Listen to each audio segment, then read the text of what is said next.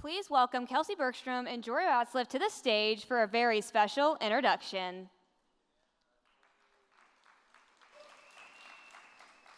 Good afternoon, Kansas FFA. I'm Jory. I'm Kelsey, and it is our honor to introduce you to Sage. Sage has some fierce energy, and she brings passion to each project that she tackles.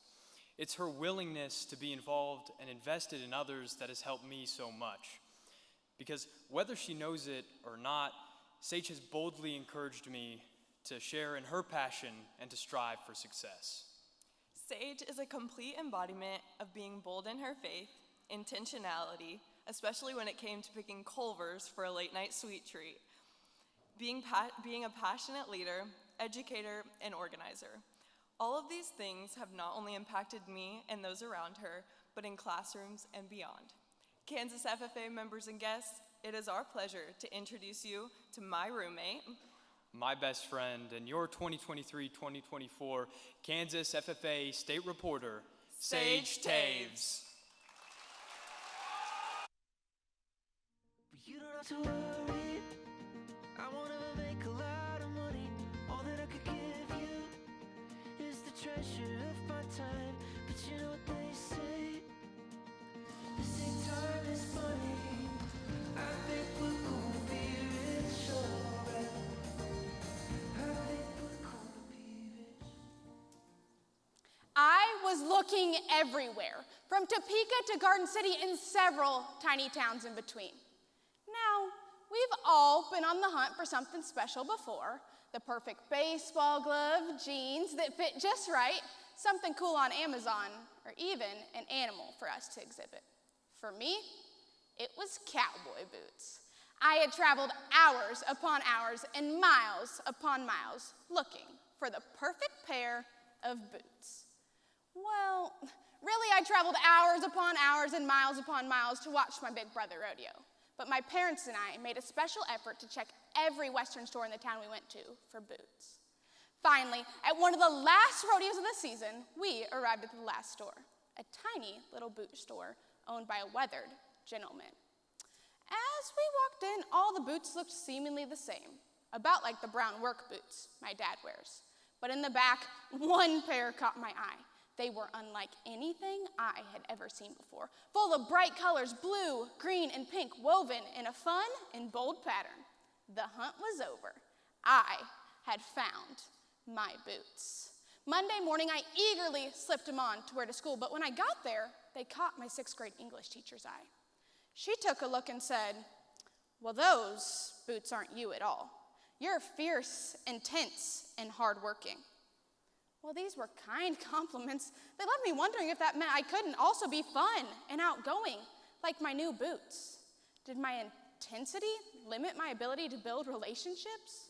Was my fierce personality hindering my cultivation of connection?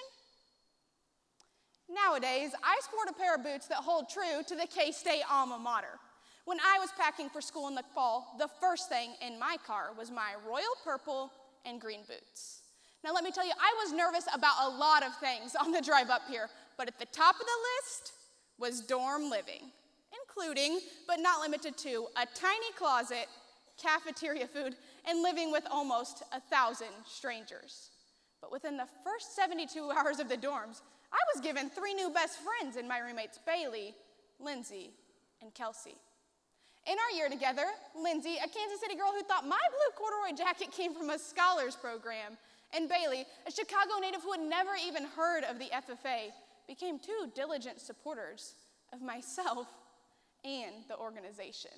They both cheered loudly when FFA was mentioned at a conference they were attending, and Bailey even tried to support a local chapter when she went home for spring break by attending their bake sale, only to find that the sign for the bake sale was 2 months old and that it was long over with. Their dedication to encouraging and understanding me brought great joy. Towards the end of my freshman year, the hot topic all across campus was where everyone would live the following year. My roommate Kelsey and I had already decided to move off campus together, but Bailey and Lindsay chose to stay right here in the dorms. Haymaker, 9th floor, to be specific. 9th floor How in the world are you moving everything up there? And oh my goodness, you're going to be on the elevator forever, we said. Their response was simple. Eagerly, Lindsay said, the 9th floor gives us the most time on the elevator. To which Bailey added, and the elevator's the best place to meet people. It was in that moment that I realized my friends had a unique perspective.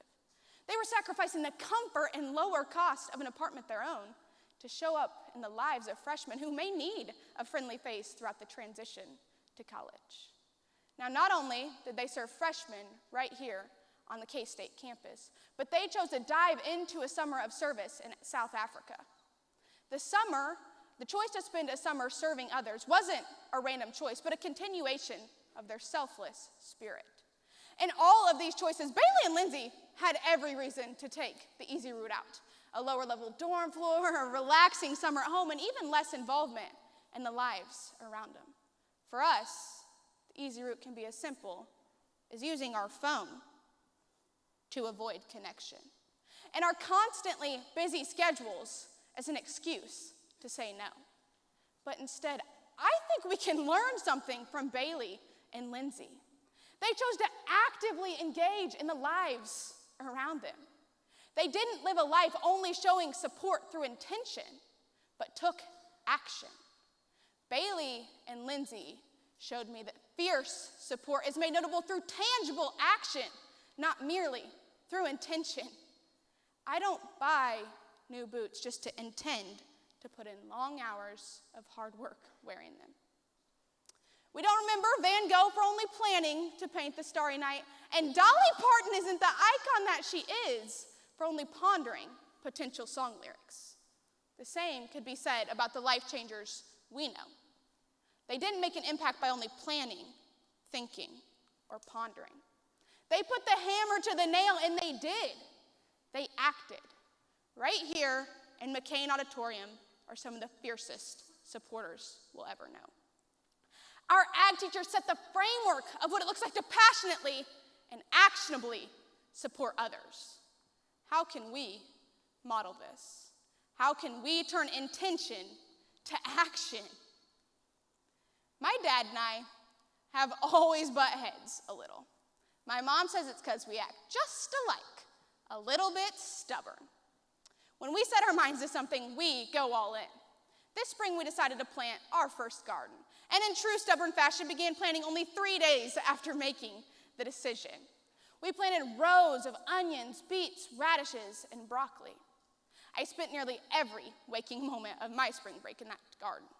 We were so dedicated to it that I've even picked out a new hat to wear while farming in it and earned the title farmer from my brother, who asked how it felt to finally be a farmer after the lifetime in the FFA. Sometime later, on the way home to the Marion chapter banquet, I stopped in, expecting to see a flourishing plot. However, aside from a few holes dug by my dog Tilly, not much had changed. Living an hour and a half from your garden certainly doesn't help you cultivate goods. I was unable to see that my seeds were wet enough for germination and to keep pests, or mini Aussie doodles named Tilly, out of it. I was simply unavailable for these tasks. This lesson reminded me of one of my most favorite pieces of advice. I was once told, Sage, you don't have to be awesome, just available. To a by-nature perfectionist, this sounded pretty crazy. I had never given availability the credit it deserved because I only saw value in awesome or perfection.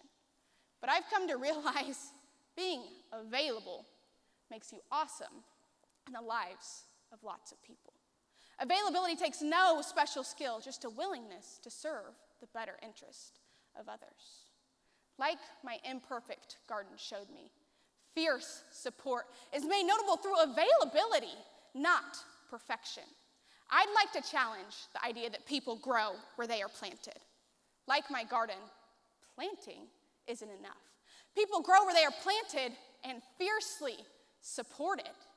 To be a gardener for good in the lives around us, we mustn't get caught up in being grand, but instead in being available. So be gritty and dedicated when showing up for others. The greatest gift we can give is the purity of our attention and the sincerity of our connection. For my favorite author, Bob Goff, this is as simple as answering every single phone call he gets. And for a guy with this phone number in the back of a New York Times bestseller, I'd imagine that's quite a few phone calls. For us, it can be as simple as spending 30 minutes outside of class time a week on our program of activities, inviting one friend a month to experience our SAE, or even just continuously engaging in conversations about our food and where it comes from. For most of my life, being called fierce and intense hurt me. Comments like those about my boots in the 6th grade set limitations, but my roommates in garden set the stage for a solution. I thought that, like my boots suggested, being fun and outgoing couldn't coexist with being fierce and intense. But y'all, that couldn't be farther from the truth. My fun and outgoing boots carried me through long hours of intense work. I felt like I was too serious to have fun, or that I struggled to connect with others. But Bailey, Lindsay, my gardening debacle, and this year serving Kansas FFA allowed me to realize that intense just means you pour everything you have into what you do and refuse to settle for the status quo. It was through learning from my roommates and tending to my garden that I was able to address comments like those about my boots in the 6th grade. The truth was, being too fierce didn't limit me at all. Many of us have been called too serious or too mature. But we shouldn't let the notion of being too fierce limit us from cultivating connection. The world needs us to use our gifts and abilities to not just intend to impact others, but to take action and do it. Intensity and intentionality lead to availability, which can propel our service to others. Let's pull up our boots, Kansas FFA. Together, let's support others through fierce steps.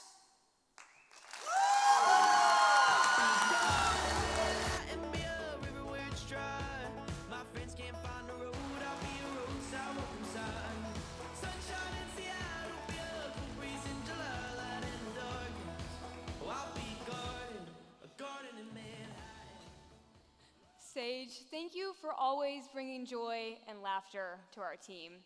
Your genuine love and compassion for others, as well as your willingness to grow as a leader, is truly inspiring. I'm always grateful for our meaningful conversations, car rides to get Starbucks or Dutch Bros coffee, and your determination to achieve anything that comes in your path. Thank you from the bottom of all of our hearts. Your roots and kindness in FFA do not go unnoticed, and your commitment to this team shines bright. Love Peyton, Christian, Kai, Carly, and Cecilia. Kansas FFA, your 2023-2024 state reporter, Sage Toews.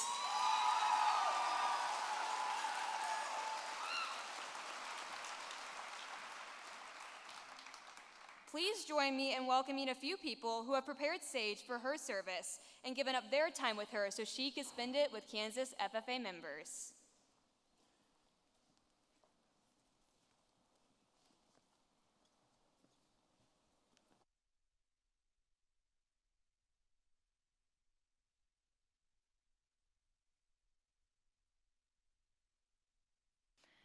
Dad, thank you for being a steady reinsurer. No matter the root of my nerves, be it a basketball game, rodeo, or FFA contest, you always offered positive encouragement that no matter what, I'd be just fine. Though your roots in agriculture run deep, my experiences in the FFA were somewhat unfamiliar to you. Yet you always displayed curiosity in where an early morning out the door in the blue jacket would take me, and a confidence in me that so often eased my anxious feelings.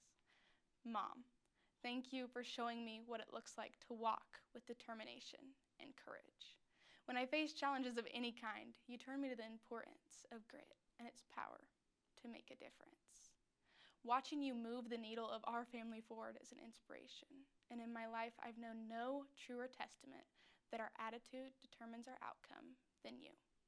Kansas FFA members and guests, it's my honor to introduce you to my parents, Flint and Alice Toews, and bestow upon them their honorary state FFA degree.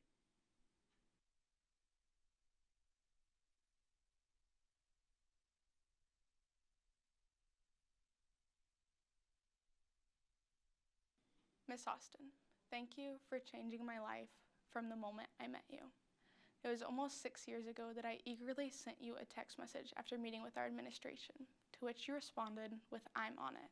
Since then, you have shown up in the lives of my classmates and I with an "I'm on it" attitude. You are a testament that love is sacrifice and never stationary. You loved and served everybody with your energetic personality. You are the truest display of servant leadership I've ever known. With every new experience in the FFA came a new goal, and with each new goal came need of assistance. Yet your support was unwavering. You showed up early, stayed late, so that I could experience the opportunities that built me. I am who I am because I met you. Now, as I wear this jacket with the words "I'm on it" written inside, it's my hope that I love and serve others the way you modeled for me. Kansas FFA members and guests, please join me in welcoming Miss Austin's husband, Kane Austin.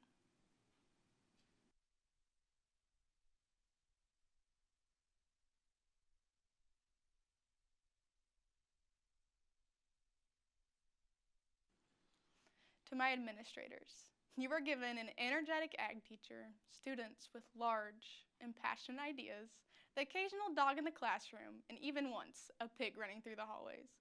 And while it wasn't always perfect, you embraced us with wide and open arms. Thank you for being eager learners, engaged supporters, and diligent encouragers.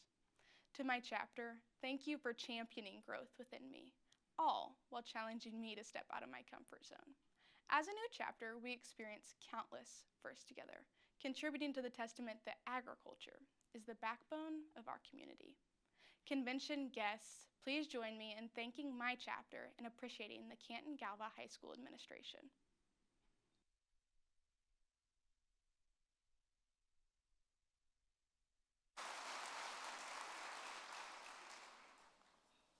Thank you for continually supporting and believing in SAGE and in the FFA. Members and guests, please join me in thanking these exceptional individuals one last time as they exit the stage.